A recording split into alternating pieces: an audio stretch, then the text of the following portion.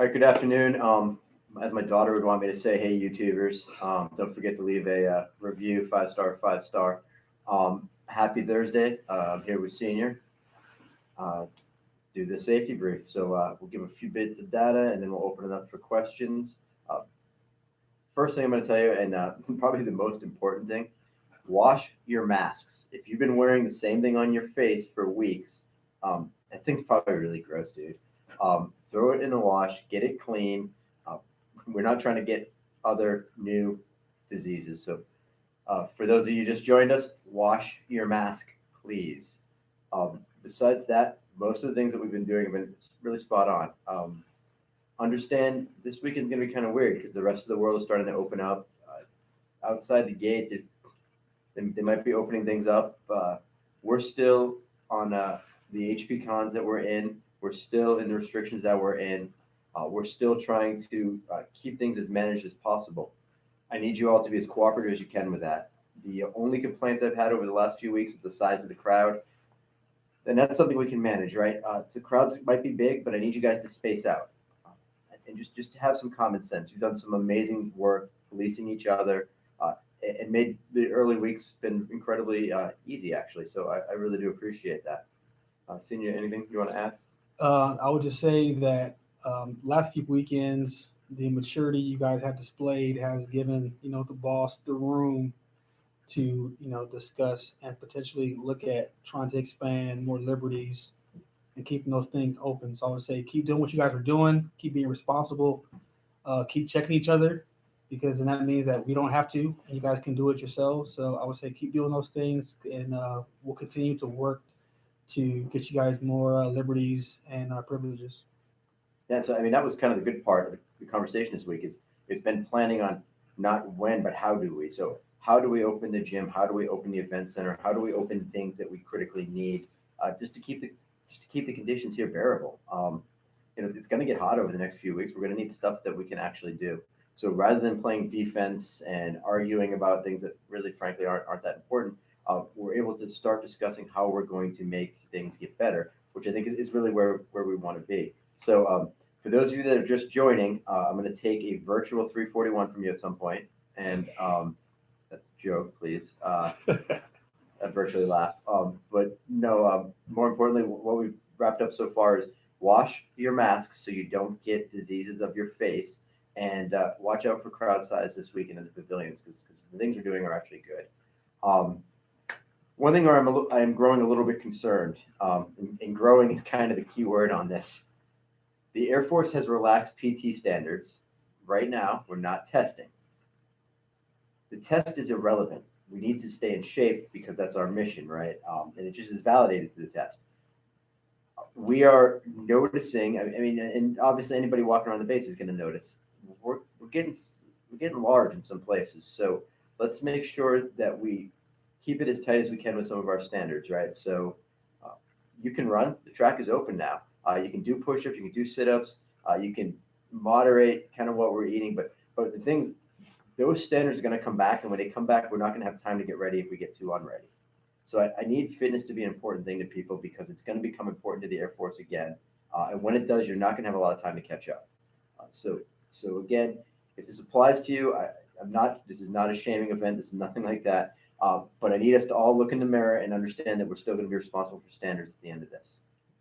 See, is there a better way I should have said that? No, that's pretty much it. It's like don't let PT be that thing that prevents you from moving on in the Air Force, or if you do move on, you're moving on with that scarlet letter, on you. Hey, I'm coming to my new unit. Hey, welcome to my commander. Oh, by the way, I got a PT fail on the way here. You don't want that. So you want to kind of be here, use the time you have wisely to condition yourself. If you have some bad habits, go ahead and kill those right now, and be ready to just maintain, and keep progressing. And on that, we really do expect to see the gym open soon. We do expect to see more things opening, but we're gonna have to stay in some standards. So help. Just let's help each other on that, right? I think we're over 100 views now. Yeah, so like I'm gonna 110. totally brag to my children about this There you go. later. Yeah. But again, wrap up on that. What we've hit so far: wash your mask, watch your crowd size this weekend, do your PT. as I kind of stall to think of other things or wait for questions, I want to share with you guys kind of where we're at as a wing, a group, in a squadron. Just virtually via email, pushed out to all of the staff today that we've really turned a corner. The way I'd like to think of this is, 5 or 6 weeks ago, we were taking some shots. We were kind of on our heels trying to figure out what to do. We're now in a posture where both of our feet are firmly in the ground and we're going to move forward. Moving forward means moving better. I'm not going to be interested and there's really not going to be a lot of spaces. So let's talk about how we go back to things. We've found processes that get you guys out of here faster. I think in some ways make life a lot better.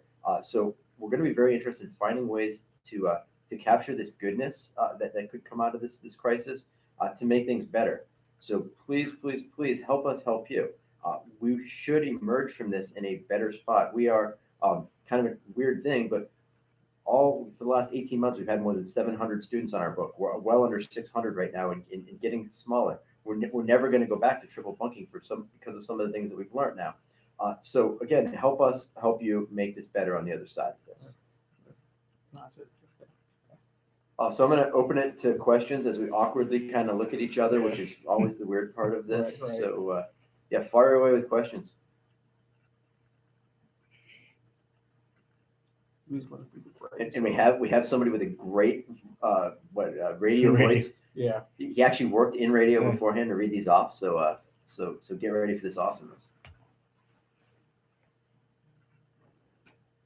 You need to become a song and dance man for these interim periods before questions. Maybe we need some like lights and cool YouTube focus. And, I guess right now I can tell you, hey, get your merch in the Shark Shack, 5-star, all those things. Hit like, share, subscribe. We want to get a play button for the YouTube channel. There you go. Come on. So really, any questions out there? Anything that's weird? Anything that's not understood? This is absolutely your time to ask those. And as we've done in the last few weeks, we're gonna answer whatever you ask. Over under Pats win 3.5 games this year. Come on, man! Oh, that's gear. That's gear. Oh, over under how many? That is rough gear. Wow. Is there any word on when we can have family/dependents visit? Okay. Yeah, so it's going to be condition based, right? Right now, it's going to be a while. So the way you'll see things opening up is going to be kind of that bubble mentality, right? Right now, anything outside of 50 miles is prohibited, right? We can't do that because it causes ROM. But I do know that we're working on the considerations. I think that right now we're planning about 4 or 5 weeks of good positive things before we start talking about people leaving or being able to go outside the gate and getting into the local area. And then subsequent to that, a few more weeks, there'll be decision points about how far people can come out, which will be how far people can come in. But that's a lot of words to say we really don't know right now. Right. No, nothing mad on that one, sir. Can we get more printers? Well, I can say yes because I know how to get printers. We have it's 2020. Why are we printing anything? But printers for. I mean, if we have a demand signal for printers, or if we can articulate what it is that we need a printer for and what we can't do because we don't have printers, absolutely, we can get more printers. Lieutenant Colonel Sharp, what can we do to help push out orders? MPF makes it hard to figure out what we need or what's going on with them. Get them printers? No, that was sorry. That was. No, so I would say, hopefully, if nobody's explained it to you guys yet, the MPF has a process, and without making excuses for them, they're adapting to this new environment the same way we've had to as far as training. So right now, they've had to change a lot of their processes as far as how they push out orders, the approvals, everything else. So one of the things we're asking you guys to do is be patient with them. Because they really are helping us out quite a bit. Case in point, just this week, we had about 18 airmen that had to get pushed out this week to go to SEER, and they were able to do that for us. But that was due to having a understanding of what they're going through. And so I know that, unfortunately, there's a lot of you that are still waiting around, but they're working a process on who needs to leave, like now, next week, next 2 weeks. And they're working a process from there based on your RNLTDs. And so that's kind of how they're doing it. So if you know you have an RNLTD that's pushed out to July, August, then just know that there are some of your peers that are leaving If RNLTDs of May and June, they have to get out first before you do. So if nothing else, I would just say please be patient with them. The MTLs are working it. We're working it as a staff for any of those emergencies that do come up. So the thing I'd add on that, and patience, yeah, that's the thing. But I'd ask for some trust too, right? So 8-10 months ago, we had a massive security problem. And that, not that we had a security problem, God help us. We had trouble getting people into the building, right, for security. We brought all the resources that we could wing wide at that problem. We're down to 13 people waiting for security clearances. We're going to use the same effects and get after the orders process the same way. I know that doesn't give you orders in your hand today, but I'd like to think that that gives you faith to know that we will make that happen. I can tell you every time we picked up a phone and told NPF, this person needs orders, we've been able to get that. So you'll get your orders. I promise you, if it gets to be an issue, let us know and we'll make it happen, dude. All right. Hello, I'm an airman who's been waiting here for personnel reasons for several months. Can you speak more of how you are working with them to get people waiting on personnel out of here? All right. So yeah, absolutely. So each issue is a little bit different, right? Yeah. So if it's a security holdup, we got to pressure the CAF every 30 to 60 days, depending on where we're at in the process. If it's a cross-training holdup, then it's working with AATC to get you a assignment and a class date. If it is a admin process because you're working through a joint spouse, that depends. If it's an inter-service or if it's an intra-service joint spouse, that can become complicated. I wish, without knowing the specifics, right. And obviously we don't want to talk about specifics in front of 158 people. 158 people. I'm totally bragging about that. Right. Without getting into the specifics, though, all I can tell you is that we're trying. And I can tell you, everyone on the staff is walking around and asking, "Hey, why are you here? What can we do to help you?" And sometimes that means what we can do to help you doesn't manifest for 5 or 6 weeks. Sometimes it manifests in 5 or 6 hours. But the thing I can tell you is that we're caring and trying, and hopefully your peers can attest that there's results. Yeah, I would say the big thing there is, keeping in mind that there's close to 600 of you. We are trying to make sure that we keep track of who's here and why they're here. And so it's kind of similar to the orders thing. There's a priority list that we're kind of going through right now as far as folks that we've identified as high interest, being, hey, these people have been here for close to a year plus, whatever that number is. And we're working them first and working backwards. So kind of similar to the orders thing where, there's a list to it. Same thing I kind of what the boss already said. I know that isn't the best answer right now, but given everything as far as the pandemic itself, still continue on with training, we're having to kind of juggle a lot of different things. And right now there's a lot of processes that are being done out of order, if you will. That we're trying to work around, and that's one of them, because we want to be able to give you the answer. We don't want you here any longer, and you have to be here. You didn't sign up to be a good fellow for 6 or 4 years. You signed up to be a linguist, a cyber analyst, a SIG-enter, whatever it is. So we're doing our best to make sure that we can get you guys out here as fast as possible. I guess now that I had some time to think, I tell you the same thing as the elephant analogy, right? We're one bite at a time. Yeah. So every Thursday and Friday, I sit down with a team and we get a spreadsheet that says, hey, these folks have been waiting for X number of days. And then we find 5 of those.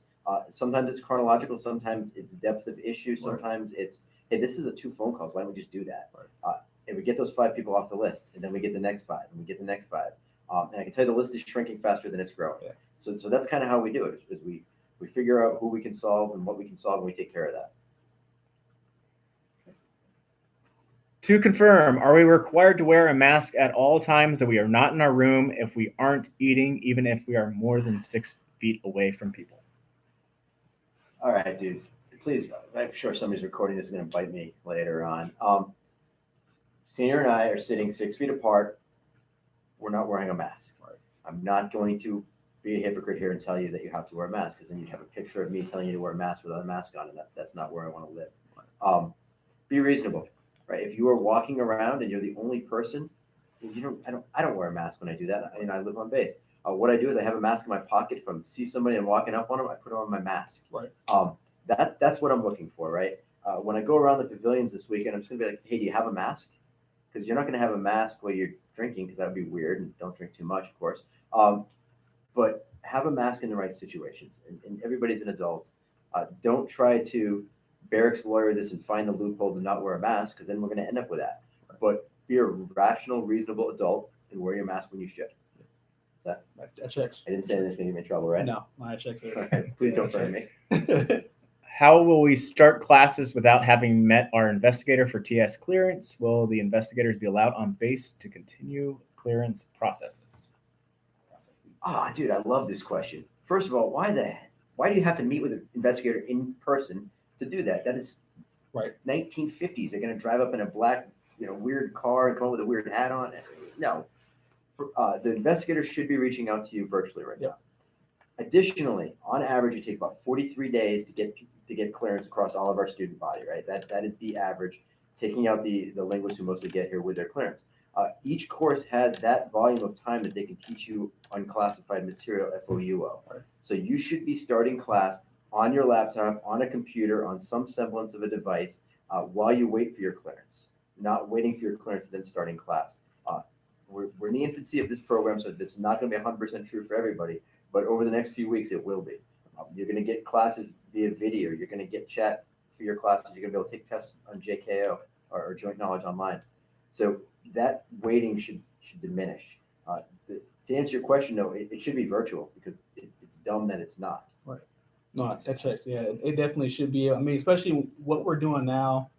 You got elementary schools are all using Zoom and YouTube and everything else to be able to interact with folks. So, yeah, investigators, they should be either over the phone, or if they have to absolutely see your face, they should be able to set up the type of Skype or FaceTime to be able to communicate with you. Are any base services opening, such as bowling alley, movie theaters? I can say yes, because you didn't give me a timeline.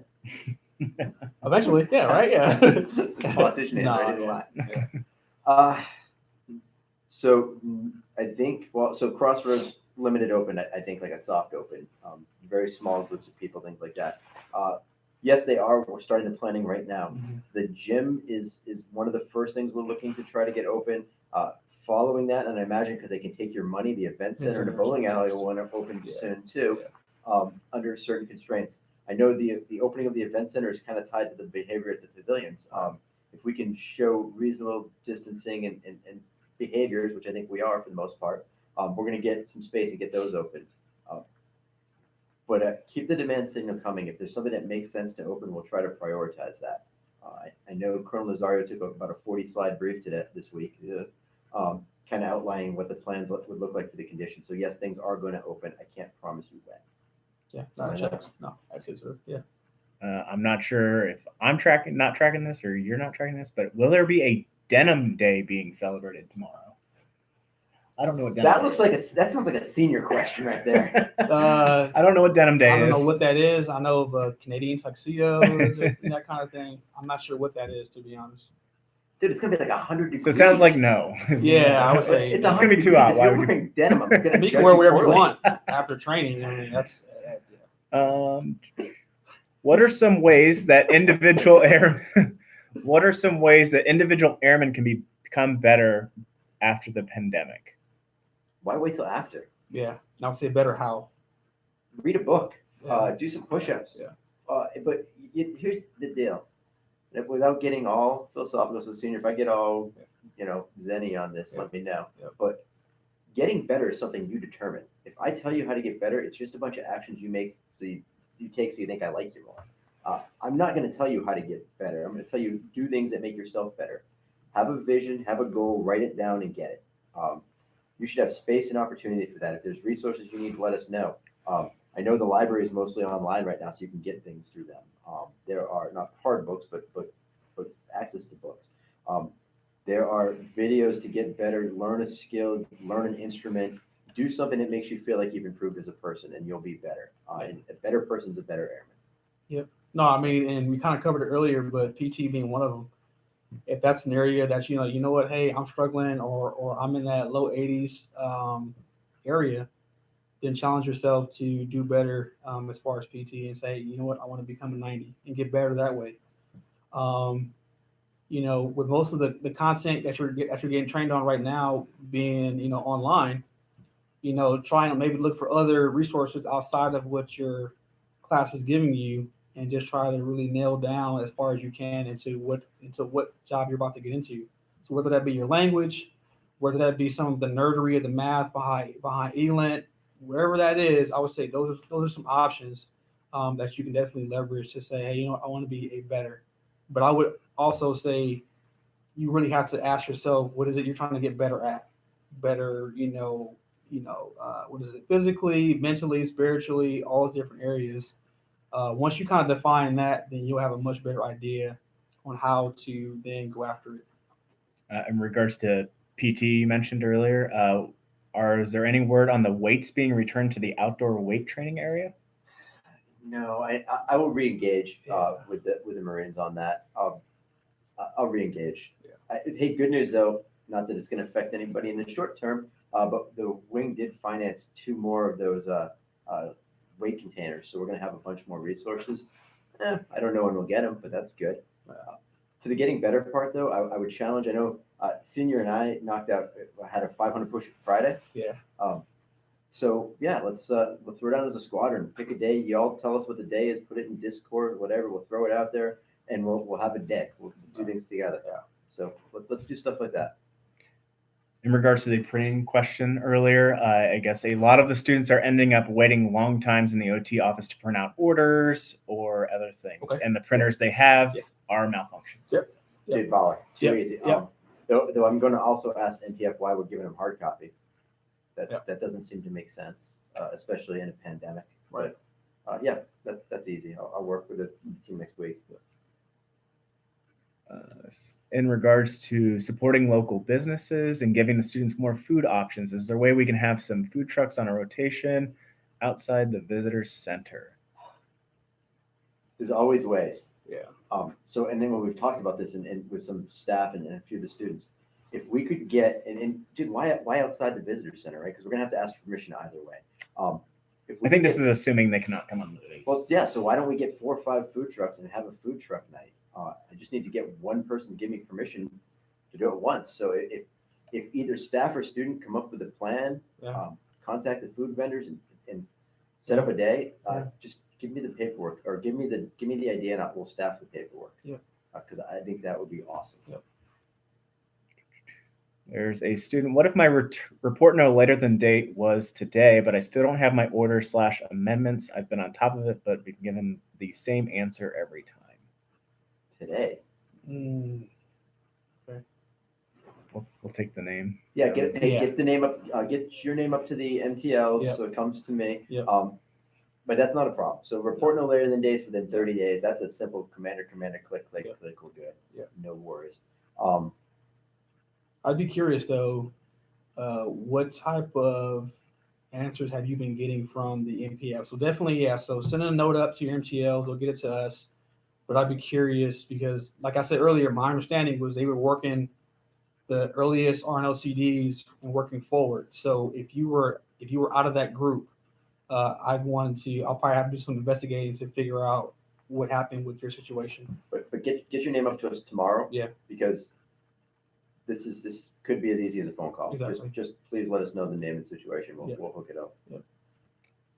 Is MPF tracking that the distance learning hybrid classes are expected to graduate early? Will that affect PCS dates and other following factors? Also, when will they start taking GTC applications again?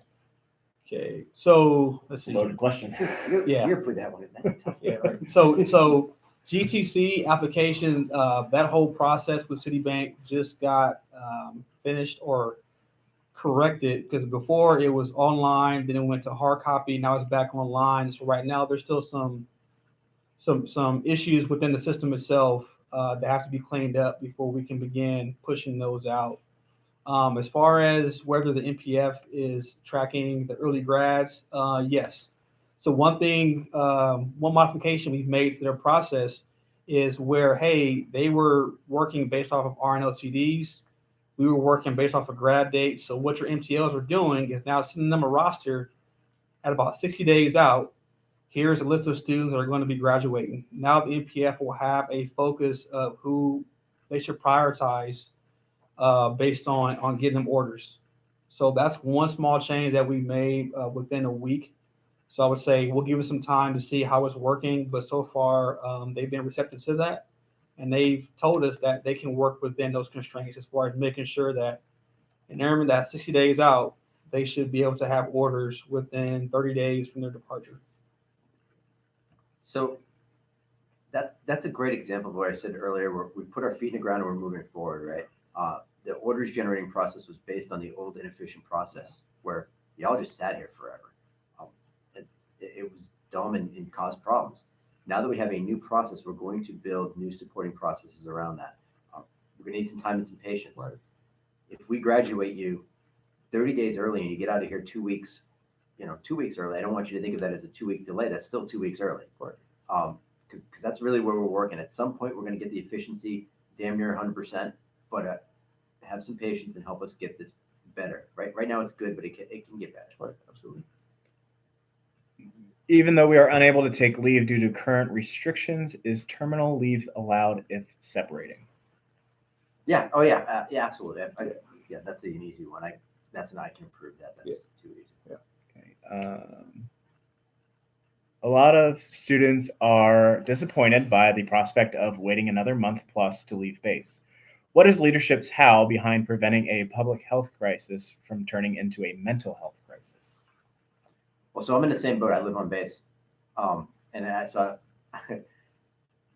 my personal thing is I walk around as much as possible because it's not fun sitting in my house. I don't know. I know that I see the pavilions, keeping that open, keeping some freedom of movement, trying to get the other stuff open as fast as possible to be the first step. But it's not the last step, and it's not a sufficient step. It's a necessary but not sufficient step. So that's a really tough question. It is a tough question.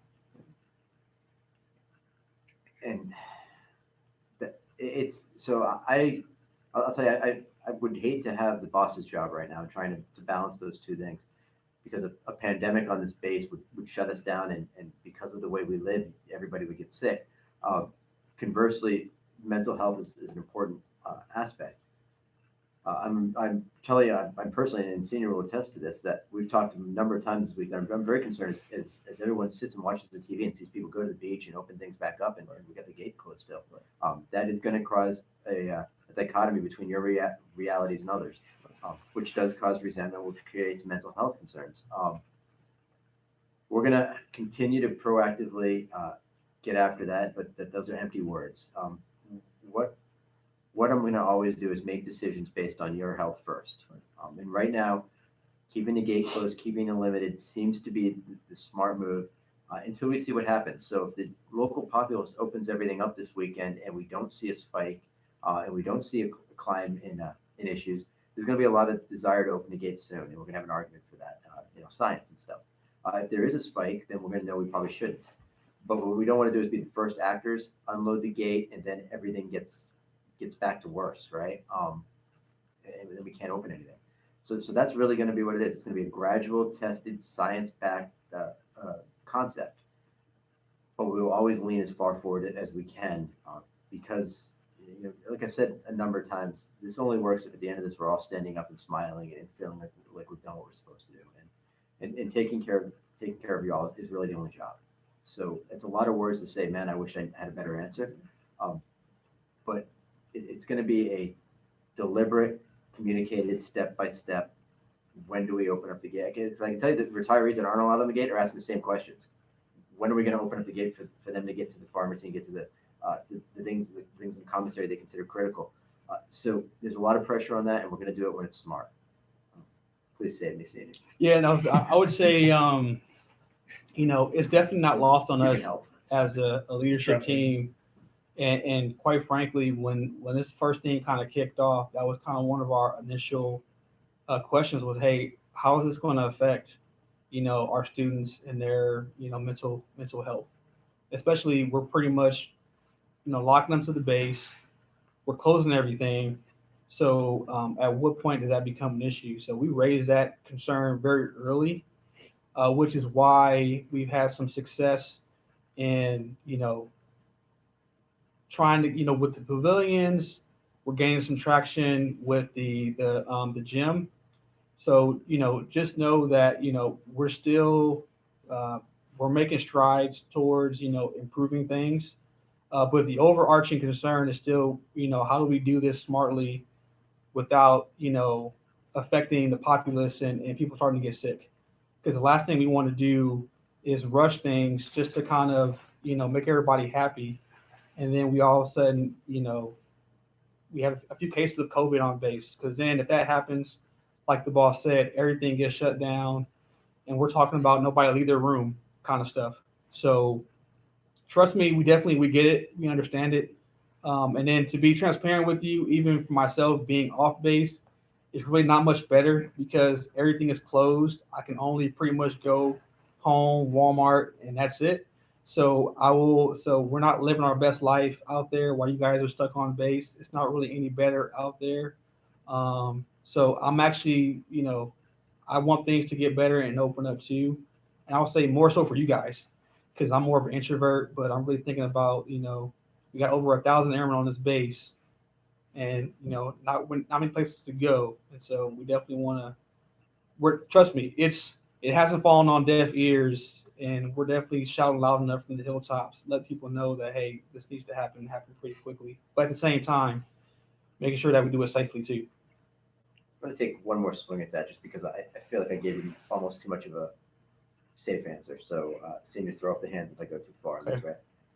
So what we're going to do for your mental health is the same thing that we would do for your mental health every day since I got here this summer, right? We're building a culture of empathy, a culture where we care for each other. And I've seen that displayed in more ways than I would have ever imagined, right? If you told me it would be 7 weeks into this and I'd see people yelling at us, but I'd see 100 people outside a pavilion, smiley, happy, and nobody complaining about which AFSC they were. They didn't like the person who lived next door.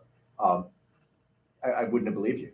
So what we're going to do is to continue to build a culture of empathy where airmen take care of airmen.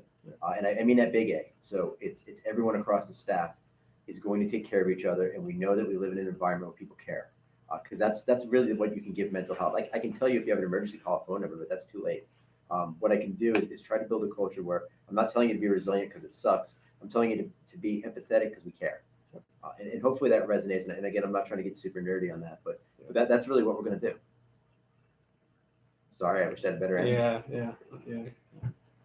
Are we allowed to visit with family and dependents if they come to San Angelo? No, dude. So if they come from outside of 50 miles, right, and you come in contact with them, and contact means more than 10 minutes within 6 feet, which if your family comes, you're going to do that. Right. You go to ROM because that's the same as you going outside of 50 miles. So no. And it's the thing right now. This is y'all are going to be super ready for deployments. Right. Deployments right now. Seriously, yeah. But yeah, that's the thing. So if if I had family or my wife's family came in from outside of 50 miles and I have contact with them, I have to go into ROM. My son came down from Omaha. If he did, I would have to go into ROM. So that's kind of how it is, and it's designed to protect people. If one of my staff does the same thing, right. I put them in ROM, and then I'm annoyed at them because they can't come to work. So yeah, no, not right now. Yeah. Can we get some more insight on phasing? Some airmen are getting phased up by being in the right place with the right MTL. Others are 45 plus days into having to ask for room inspections and not getting them. Okay. So I would say, not sure why that's the case. Once again, I mean, without knowing, name and specifics, has there been paperwork, are there any other underlying issues? That definitely sounds not right, especially the part about being with the right MTL at the right time. So I would say if you can, shoot me a note of your specific situation. And then, I can definitely look into it and figure out, hey, what's contributing to this, just to make sure that things are still on the up and up. Yeah, I got nothing else. You shouldn't have that problem. No. How long should we expect to wait for us to start classes for distance learning? I've been here for almost 4 months and still haven't gotten any word. So that's Same thing. So I would say, yeah, let's get your info.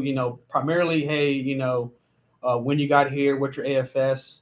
Because the intent is, probably plus or minus, a couple of days. Once you arrive, you'll impro. You'll do, a couple of fundamental things, but within a week or so, week to 10 days, you should be getting the distance learning material, especially with security not being the factor in holding you up. So it shouldn't be more than 7 to 10 days upon arrival. You get that material, and that includes folks that are in ROM. Still, same thing. 7 to 10 days, they're being handed material from their instructors, and so yeah, they should be starting. So definitely want to know, what's your name, AFS, and we can track that down to figure out maybe there's a disconnect somewhere. I am going to ask for some patience for that, right? So we 3 weeks ago had zero distance learning available. Right. Now about 40% of all of our courses across the board, about 40% is available via distance learning. We did roll it out gradually, trying to test classes that were already in, classes that were immediate to start. But my goal is within the next 4 or 5 weeks, 100% of our students are in some type of training. So you shouldn't fall through the gaps. We've been here for 4 months. That's not sad. We'll get at that. Yeah. But for everyone else, when you get off the bus from basic, should be in process. Start class. Yeah. So if that's the issue, we'll get after that.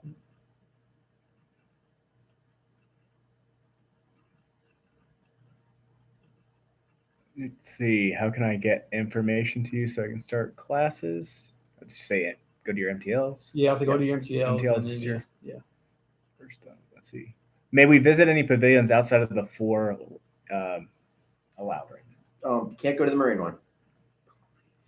You can go to the other ones, I think. You just can't drink at them. Can't drink at them, yeah. So if you want to go out there, if you're not having any alcoholic beverages and you're just hanging out, barbecuing, whatever, it's cool, but still maintain the same physical distancing, 6 feet. Make sure you have your face mask in your pocket. That way you can don it if you need to. But yeah, no harm, no foul with those. Just once again, make sure that you don't have an alcoholic beverage. When we leave to our next assignment, if the quarantine is still in place / the restrictions have not been lifted, would it be possible for a non-spouse, non-dependent family member to drive us there? That's a very specific question. But you said possible, so I'm going to say yes. It's possible. I don't know what probable looks like, but yet, I mean, generally you can do things like that. It's just because you're going to get to your next place and have to ROM anyway. Exactly. Yeah. So how you got there is not going to be, as long as you went there directly, is not necessarily going to be. And it's no different than if you flew there anyway, because you're in contact with folks. So yes, sir. I would think, yeah. I mean, so the thing is, you'd have to, meet them off base. They can't come off base, so you'd have to set up some type of, pickup point off base where they can pick you up. But outside of that, that's.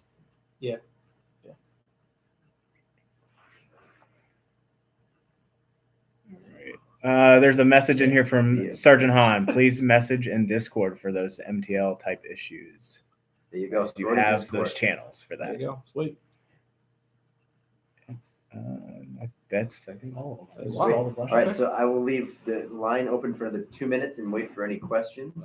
Don't forget, 5 stars, 5 stars. And I haven't seen too many likes. there's only one thumbs up. One thumbs up. Wow. Yeah, you guys all need thumbs up. Okay. No, but if there are any questions, please fire those up. There you go. Kind of want to recap the big picture ticket or big ticket items here. Wash your face mask. Please. That is something that as a squadron we are concerned about, and I would imagine the messaging is going to come down soon once the first person gets sick from that. I mean, that's just gross if you think about how that's working, right? So wash that. Be responsible, social distancing this weekend. Take care of each other, all those good things, and figure out how to keep yourself in shape during this. Like run, push up, sit up, whatever you need to do. Yeah, I would say, like I said, at the very beginning, you guys have shown a level of maturity that gives us some confidence that as we, open things back up, that you guys are going to be able to handle it responsibly. So I would say, please continue doing that, because it just makes our requests much easier and well received, based on you guys' behavior. So keep it up, keep doing what you're doing, keep being sharks. I'm not sure what this question means. Maybe you guys know. What does right, quote, look like on the pavilions for drinking? We're getting some conflicting messages from the NCOs. Yeah. So Yeah. that's because you use the word right. What does right look like to anybody?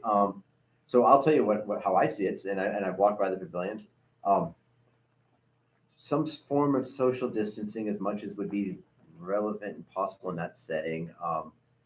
If you look like you've been drinking too much and you're out of it, and you're lining up and taking 5 or 6 shots, I'm probably going to send you home because that's not right. But if you're acting like a reasonable, if you're underage, not drinking, but 18 to 23-year-old, that looks fine and right to me. Absolutely. Some people are going to come up and be angry about it. Some people are going to tell you to space out. If someone shows up and tells you to space out, space out. Not space. That's a weird term. Like, Spread. create Spread. the social spacing Yes. that's necessary, Yes, right? spread.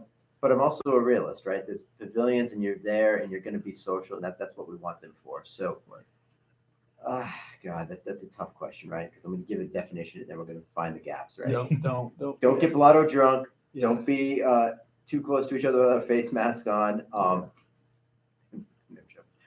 And just be reasonable, and don't be too loud. Yeah, and I would say definitely, please be respectful to anyone, especially the NCOs that or anybody higher ranking that comes and corrects you. Like I said earlier, so far you guys have done pretty well in that regard. So don't let this weekend or any weekend be the one where an airman lashes out at an NCO because they corrected them on spacing out. Just say yes, sir, yes, ma'am. Just do it, and that will be the end of it. And that will keep everything open, keep it flowing. But the last thing you want to do is get belligerent and lash out at an NCO, because then the whole thing goes sideways, and then we're having a different conversation on Thursday. And so to share with you perspective, so I walk by the pavilions at 9:00 at night, and I'm fine with what I see. I get home and I might have a text that tells me, hey, there's too many people and they're too loud at the same pavilion I just left. So it really does come down to perspective, right? So what I need you all to be aware of, that's going to be the perspective of the person correcting you, and just try to stay right with it. And I know it's annoying, I know it's inconvenient, but it's the best we can do right now. Yeah, absolutely. In regards to the drinking, that's going to get hotter out there too. Yes. Oh yeah, that's very big. Yes. Yeah, dude, it's going to be 105 this weekend, Yeah. right? So be reasonable. Drink water. Water is Please. The non-vodka clear liquid. Drink that. Just be reasonable. It's going to be really hot. Yeah, please. Do you have any insight on how the opening of the gym will work with social distancing? I do. It's going to be a cap, probably about 85 people. We're going to get a block of hours we can use it. We're going to have to schedule that up. It's going to be a little bit of a scheduling nightmare, but it's going to work. The way I plan on executing it for the squadron is we're going to probably do it by groups, most likely some type of class type group. 85 people in. If you're above a certain cutoff, go do your thing. If you're below a certain score, we're going to have a PT session and get you in and out of there. I expect about 30-minute cap so I can get everybody through. Goal is going to be getting about 3 sessions per person a week. But we're waiting for the specifics on that. So as soon as they open it, I swear to you, I will have a plan, because getting your swallow on is important to me. And regarding to the drinking guidance, is our policy for the 316th the same as the 315th? It will be. There'll be a group policy this weekend, so Yep. expect some potential changes where it's going to be potentially removing hard alcohol from the equation. I don't know yet, because it's going to be a group-wide policy, but it may be a beer and wine only setup. I'm hesitant to say it's like there's any type of limits, because I'm not out there counting your alcohol, but don't get drunk, don't get stupid. Sorry, that's the best I can tell you right now until something gets signed. Yeah. That looks like that's it for questions. Oh, thank God. Hey, thank you for the Faring pretty well. Yeah. thanks for the questions. Yeah. I apologize for the ones we couldn't answer or didn't give a sufficient answer to. If anybody feels like they're not getting what they need from this, please up channel that, because this honestly is the opportunity for you to ask questions and us to answer. Because I do want to remain accountable and connected despite where we're at right now. So keep the questions coming. When you stop asking questions, means you stop feeling like we can answer questions for you. So please keep those happening. Follow up what we need to follow up, and if nothing else, remember we've placed our feet in the ground and we're moving forward. Yeah. And I need you guys to help us with that. So, No, that's all good, sir. Nothing else to add. sweet, and 5 stars, 5 stars. I'll catch you guys next week.